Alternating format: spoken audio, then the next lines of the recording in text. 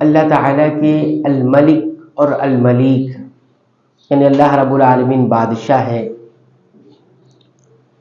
اللہ تعالیٰ کے اس نام سے 3 باتیں معلوم ہوتی ہیں.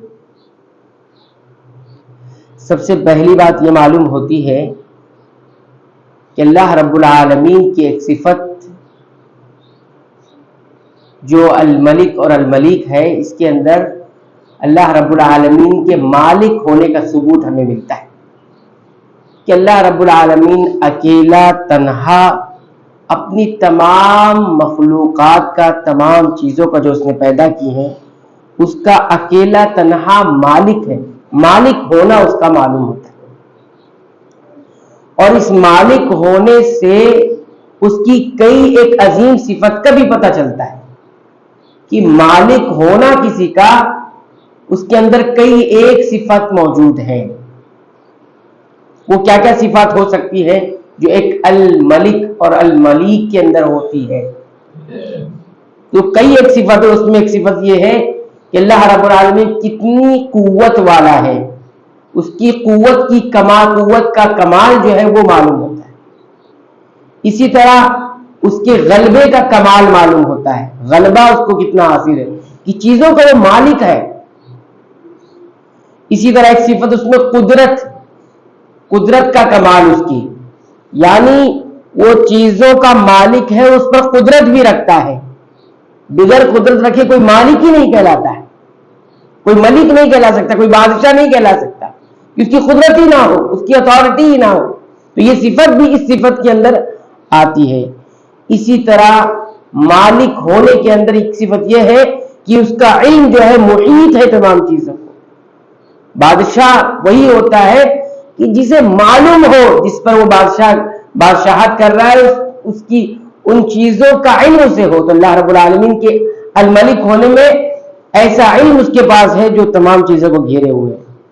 اسی طرح اس صفت کے اندر ایک صفت آتی ہے، وہ بہت وسیع و عریض حکمت والا ہے.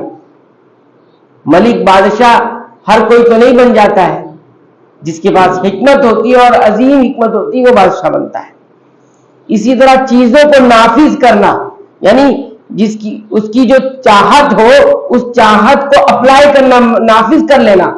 بہت سارے بادشاہ ایسے ہیں ان کی چاہت بہت ساری ہے، یہ کر لیں لیکن نافذ نہیں کر سکتے، وہ اس چیز کو لا نہیں سکتے، کر نہیں سکتے، بہت کچھ سوچنا پڑتا ہے. لیکن اللہ رب العالمین الملک اور ملیک ہے تو اس کے اندر اس کی صفت کا بھی ثبوت ملتا ہے کہ وہ تمام چیزوں کو اپنی چاہت کو نافذ بھی کر دیتا ہے. قرآن حکیم میں بارہا آیا ہوا ہے، جو کچھ وہی ہوتا ہے جو وہ چاہتا ہے، تم جو چاہتے ہو وہ نہیں ہوتا. یہ اس کی ایک صفت ہے. اسی طرح مالک ہونے میں اللہ رب العالمین کی ایک صفت ہے، بہت ہی رؤوف ہے، وہ نرمی برتنے والا ہے، بہت ہی رحیم ہے، رحم کرنے والا ہے.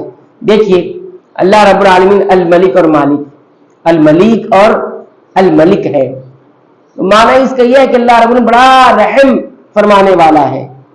آپ دیکھیں بہت سارے بادشاہ ایسے ہوتے ہیں دنیا کے اندر جنہیں اقتدار، حکومت، ملکیت، سلطنت ملتی ہے تو وہ ظالم ہو جاتے ہیں، جیسا چاہا اپنے سے رعایا کے ساتھ کرتے ہیں، جیسا چاہا حکومت کرتے ہیں، جیسا چاہا زیادتیاں کرتے ہیں.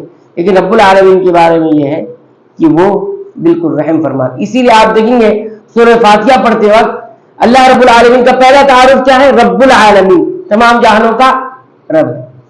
لیکن اگلی آیت کیا ہے؟ الرحمن الرحیم، انتہائی رحم کرنے والا، انتہائی مہربان ہے. دوسری صفت اس کی آئی ہوئی ہے. تو اس الملک اور ملیک کے اندر یہ صفت بھی موجود ہے. اسی طرح اس کا جو حکم چلتا ہے، اب کوئی بالغ ہے تو ظاہر سی بات کا اس کا حکم چلے گا. اب اس کا حکم ہر طرف چلتا ہے، عام ہوتا ہے. ایک ہوتا ہے العالم العلوی اور ایک آتا ہے عالم السفلی، یعنی ایک اوپر والی کائنات، اوپر والی دنیا اور ایک دنیا نیچے والی ہے، دونوں جگہ اس کا حکم چلتا ہے. تو یہ ایک بات جو پہلی بات معلوم ہوئی ہے اللہ رب العالمین کے الملک اور الملیک ہونے میں، کہ اللہ رب العالمین کی بہت ساری صفت کے ثبوت اسی ایک آیت، اسی ایک نام کے اندر مل جاتا ہے. چند آیت دیکھیے اس سے آپ کو معلوم پڑے گا. पहली आयत सूरह आल इमरान की आयत नंबर 189 है। अल्लाह ताला फरमाते हैं वलिल्लाहि मुल्कुस समावाति वल अर्द, और अल्लाह ही का है आसमानों की बादशाहत और जमीन की बादशाहत।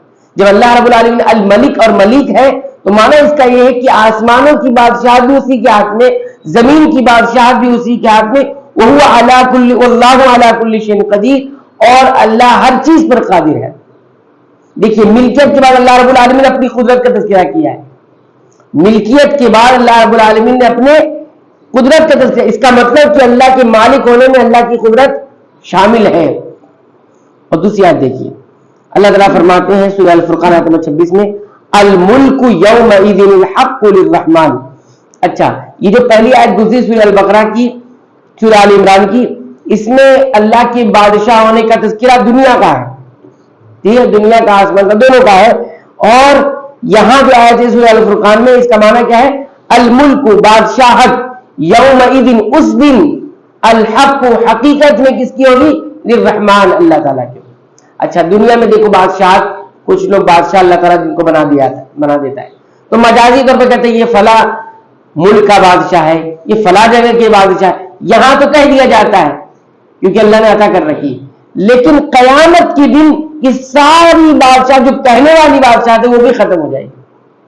अल्लाह ताला ने कहा अल मुल्कु यौमइज़िनिल हक्कु लिर्रहमान, उस दिन तो बादशाह सिर्फ अल्लाह रब्बुल आलमीन ही की होगी, वहां किसी को यूं ही बादशाह भी नहीं कह सकेगा कोई।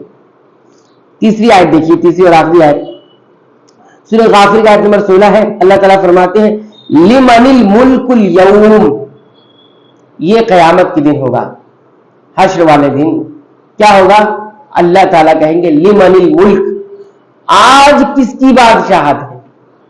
दुनिया बादशाह कुछ लोगों को कहती थी ना, मलिक कहती थी, तो कहती थी बादशाही की उन्होंने, अल्लाह ने अता की। लेकिन कयामत वाले दिन अल्लाह ताला बतौर अपनी बादशाहत के इजहार की कहेगा आज बताइए दुनिया वालों, कायनात वालों, आज किसकी बादशाहत है? जवाब कोई नहीं आएगा, किसी को कोई बादशाह ही नहीं कह सकता, क्योंकि बादशाह सबको नजर आ जाएगी कि असल बादशाह कौन है, अल मलिक कौन है, सारी हकीकत खुल के सामने आ जाएगी। तो कोई भी कहीं से कुछ आवाज नहीं आएगी, कोई भी नहीं कहेगा, दुनिया की सारी मखलूक नहीं कहेगी, फिर अल्लाह रब्बुल आलमीन की तरफ से जवाब आएगा लिल्लाहिल वाहिदिल क़हार, उसी अल्लाह के लिए बादशाहत है आज, अल वाहिद जो तन्हा है, अल क़हार जो क़हार है, गलबे वाला है। आज दुनिया में जिसने उसको तन्हा बादशाह मान लिया, कल वो कामयाब होगा। आज इसको जो तन्हा बादशाह नहीं माना, वो कल भी कामयाब नहीं हो सकता। बहरहाल बताना मकसूद ये है कि अल्लाह रब्बुल आलमीन के नाम अल मलिक और अल मलिक पर हम ईमान रखते हैं, तो उसके अंदर जितनी सिफात का सबूत मिलता है उन तमाम पर हमें ईमान लाना ही होगा। ये उसके लवाजिमात में से है, यानी उसके पर लाए बगैर उस मलिक और मलिक पर ईमान मुकम्मल नहीं होगा हमारा, तौहीद फिर मुकम्मल नहीं होगी, और तौहीद मुकम्मल नहीं हुई तो फिर कामयाबी नहीं है, कामयाबी ही नहीं है। तो पहली बात याद रखें कि अल्लाह रब्बुल आलमीन के अल मलिक होना एक सिफत है, और सिफत के अंदर बहुत सारी सिफत है, जैसे कुव्वत, कुदरत, इल्म, इसी तरह हिकमत और चाहत को नाफिज करना, रहमत, उल्फत, इसी तरह उसका तमाम जगहों पर हुक्म चलना, ये सारी बातें इसके अंदर आती है। तो ये पहली बात का सबूत मिलता है जो यहाँ बयान किया गया है। दो और बातें इंशाअल्लाह उसका भी तज़किरा किया जाएगा। अल्लाह ताला से दुआ है कि रब्बुल आलमीन को हमें अपना सही और हकीकी तारुफ और मारिफत हासिल करने की तौफीक इनायत फरमा, आमीन।